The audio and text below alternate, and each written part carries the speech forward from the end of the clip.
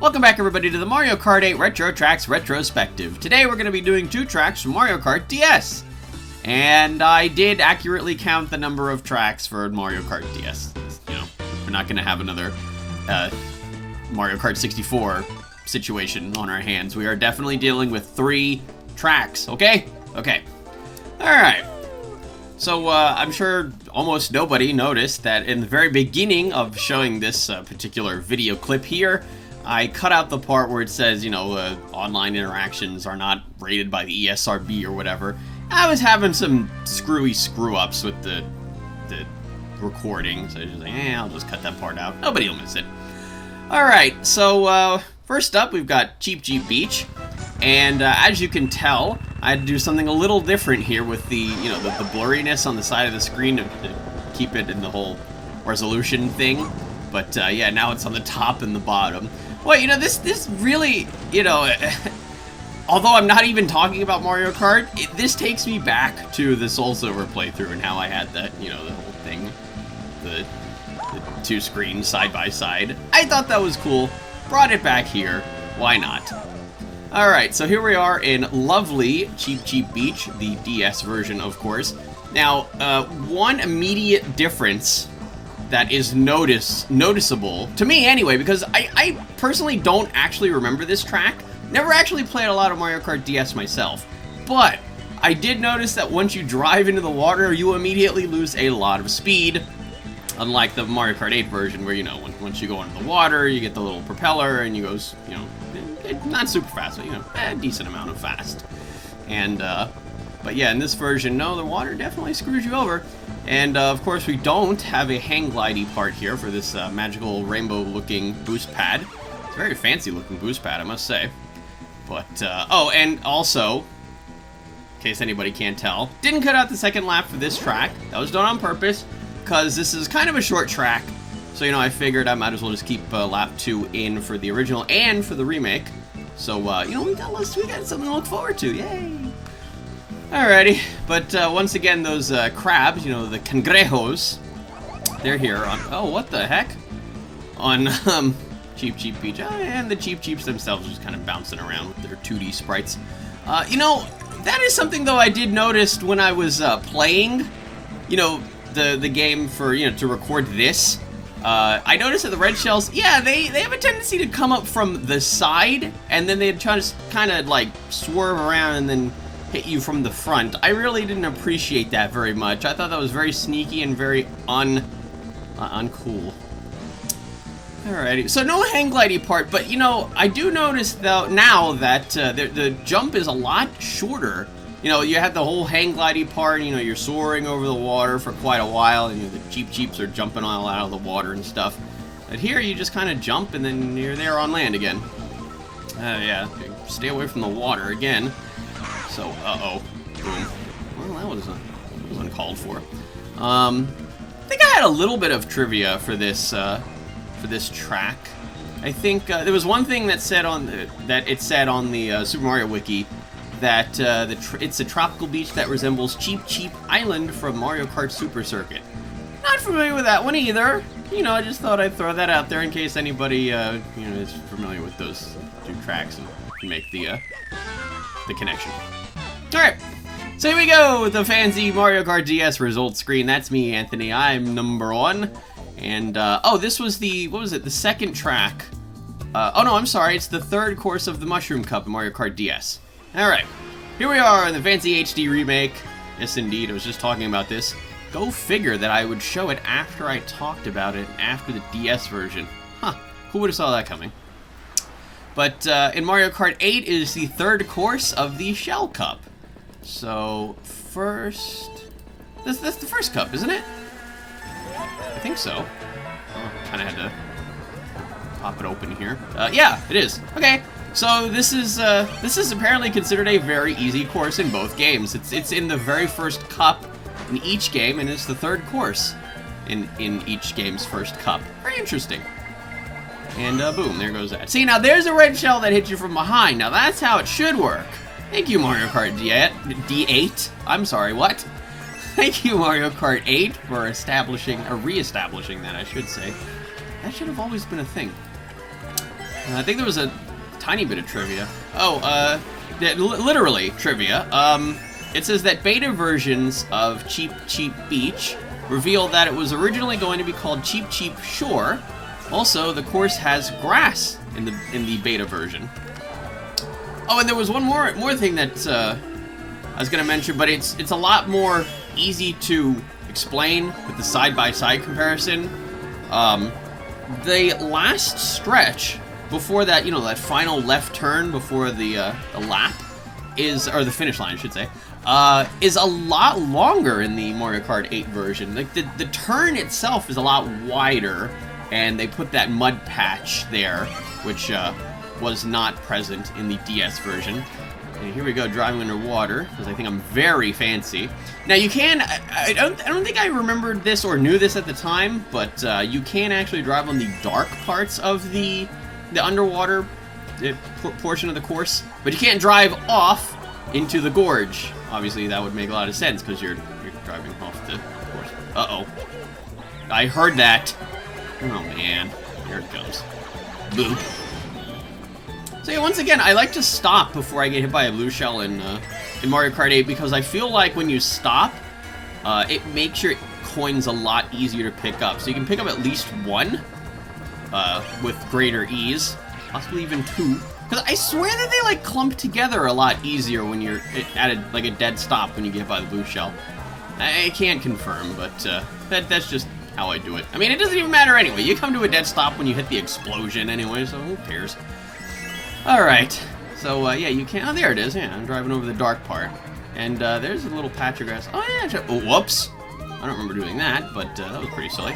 Oh, I guess maybe I did that on purpose? Just to show how fancy and nice it looked with those cool-looking coral reefs and all the underwater aquatic life down there. But yeah, here's that mud patch. And then yeah, it's a much bigger turn. You'll be able to see it a lot easier in the side-by-side comparison, which we will do in just a quick second here. Getting first once again, huzzah. And here we go, side-by-side. A lot has changed in 9 years, hasn't it? Alright, so of course the first thing we had to show off was, of course, the jump. Like I said, a lot shorter in the DS version. The 8 version, you of course hang glide. And then here we go, underwater. Yeah, see, the DS version slows you down quite a bit. Whereas in the 8 version, I'm just kind of breezing on through like, hey, how's it going, crabs? How you doing down here? And, here we go, yes, okay, so here's the final stretch. It's a lot longer in the 8 version, and then you turn, see, the turn is a lot quicker in the DS version. And it's just like that, the final stretch is a lot shorter, too. So, yeah, they increased that. Not 100% sure why, but, I guess it would make sense just to make the track bigger overall. Anyway, now we're moving on to track 2 for this video, and this is, undoubtedly one of my least favorite tracks in Mario Kart 8. This is Wario Stadium. I love how that sounds like. It sounds like a baseball. Like, what is that? Like an organ, you know? Baseball. And they do the thing.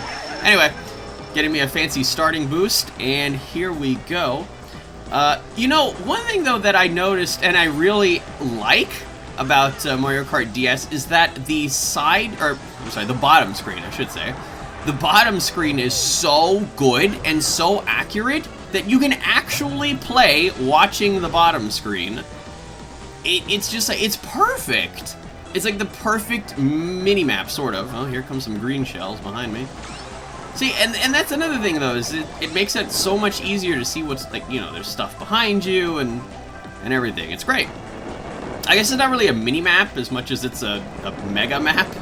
Oh, well, stuff like that's kind of impossible with the tri-fire stick thing. There we go. And, of course, look who's first in his own track. Being a big jerk. Like, he knows how this track goes, because oh, whoops. Because, he made it, question mark. So, of course, he would be the fastest in it. I don't know. I wonder if that's the implication. If Wario actually made this track, or if it was made for him. Who knows? We need some backstory here. We need some lore, Nintendo. Anyway, so cutting out the second lap for this and the remake, because this is a much longer track than Cheep Cheep Beach. But yeah, there is one thing though that I did notice in the comparison though, is that the Mario Kart 8 boost pads over those big mud field, I guess, they're a lot faster in Mario Kart 8 as compared to Mario Kart DS. But yeah, of course, then this part, this is anti-graved. They switched that around. And then there was like, yeah, there was this turn, and there was some hoppy jumps. Oh, what the heck? I think I just got hit by that banana and then my own banana. I messed up. Oh, and then I get hit by that. Man, they're really doing their darndest to mess me up here. Oh my god. Oh, bye. Oh, that was weird. Alright. Oh. Again, you know, if I was looking at the bottom screen there, I probably would have been... Oh, there's a red shell coming. Run, run, run. Alright. And that's it for this one. And this was, what are we doing here? The first race of the Special Cup Mario Kart DS. And in the Mario Kart 8 version, it is the first course of the Leaf Cup, which equals the third. Third. I'm not getting an answer here. It's just like, I'm reading this, and then it's not really telling me.